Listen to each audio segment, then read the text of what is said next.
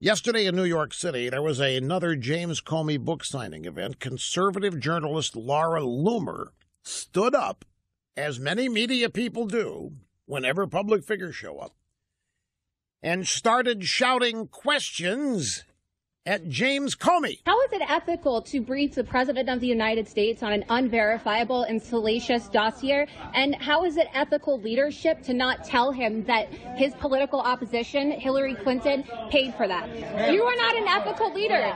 Ma'am, you're going to have to leave. You gotta leave. You're going to get prosecuted, Comey. You're going to get locked up. Comey, you're going to get locked up. That was, again, Laura Loomer, a conservative journalist. I don't know where she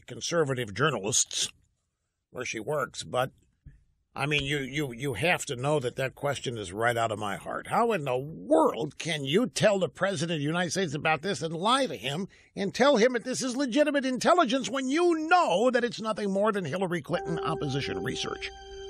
Be back. Hang on, folks.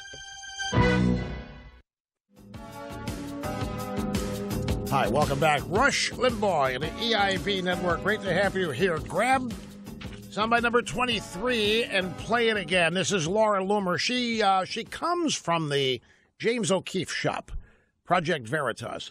She's now acting independently. She showed up at Comey's book signing event at Barnes & Noble in New York last night. How is it ethical to brief the President of the United States on an unverifiable and salacious dossier? And how is it ethical leadership to not tell him that his political opposition, Hillary Clinton, paid for that?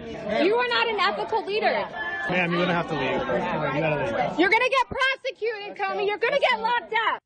All right, now she's got a little bit of a modified tweet storm going on right now.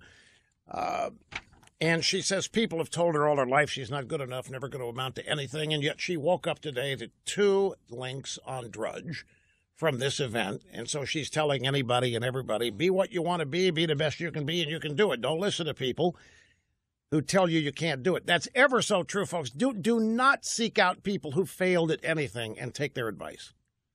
They're just going to try to get you to join them in the failure. You do not waste time, especially if it's something you know you want to do. Talk to the people who have succeeded in it.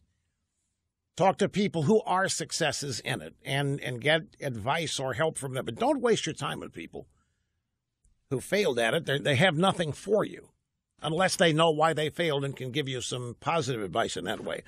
But this is one of the tweets in her storm. Every single reporter who attended Comey's book launch at Barnes & Noble last night and is attacking me should have their journalist card revoked for bending over and not blinking an eye when Comey and his staff said they will pre-screen the questions people can ask. So at these book signings, which Comey's charging money to attend, they're pre-screening all the questions, and people got mad at her for asking. And she's also saying that people are accusing her of acting like a liberal. And her reaction, her answer to that was, no, I'm not like a liberal. Liberals don't ask tough questions. So it reminds me when the drive-bys in the White House press corps chased Neil Monroe all the way to the Washington Monument when he dared ask Obama a question during a no questions permitted presser in the Rose Garden. No questions asked. No questions, every question screened. By the way, in certain instances, I can understand this. But I doubt my reason for doing it is Comey's reason.